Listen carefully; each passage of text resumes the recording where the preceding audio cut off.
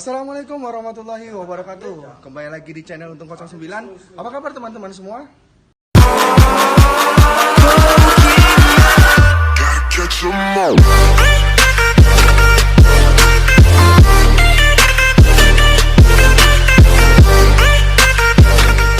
Pada kali ini, Untung akan menjelaskan pemikiran menurut Karl Marx.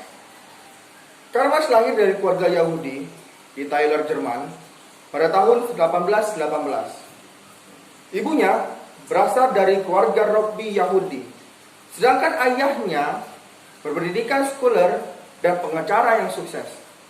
Pada tahun 1843, Marx melahir gelar doktor filsafat di Universitas Berlin. Universitas yang dipengaruhi oleh pemikiran Hegel dan pengikutnya yang kritis. Marx menikah pada tahun 1843 dan hijrah ke Paris. Pertama, teori alienasi. Alienasi dalam bahasa Indonesia adalah sebagai ketersaingan. Berdasarkan studi etimologi, menemukan 3 makna dari alienasi.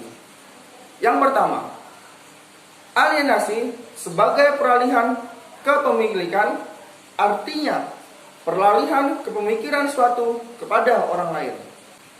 Yang kedua, gangguan mental, yaitu keadaan tidak sadar dan kelumpuhan indera atau kekuatan mental seseorang. Yang ketiga, alienasi antara personal, yaitu menyebabkan hubungan dengan seseorang menjadi dingin, menyebabkan perpisahan terjadi atau menjadi seseorang tidak disukai. Menurut Marx, ia memaknai alienasi berdasarkan pemahamannya terhadap pemikiran Hegel. Lalu, bagaimana Marx menjelaskan fenomena alienasi? Apa yang membedakan manusia dengan makhluk lain? Marx menjelaskannya, yang membedakan manusia adalah kerja.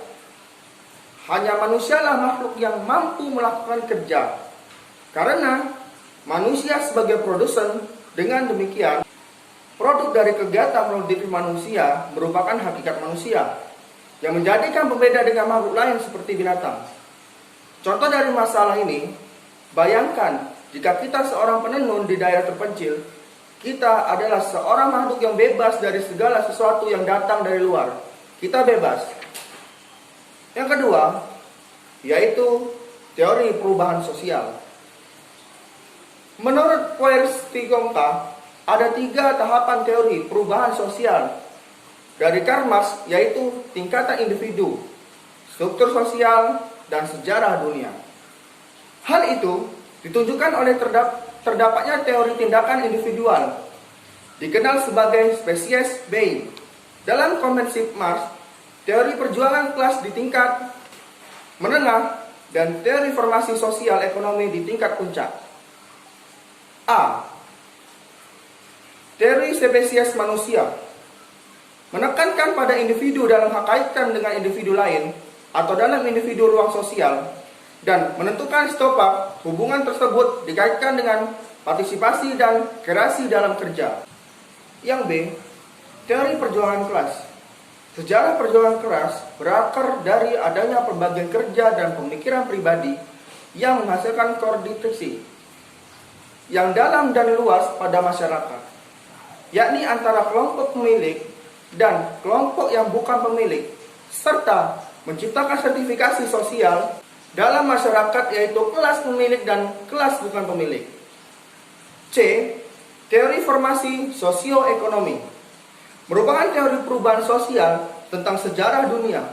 Infrastruktur ekonomi menjadi fondasi bagi berdirinya bangunan suprastruktur sosio-budaya, seperti cara berpikir, merasa, bertindak, dan berperilaku, tentang pemerintahan, partai, gaya hidup, pertemanan, atau ideologi.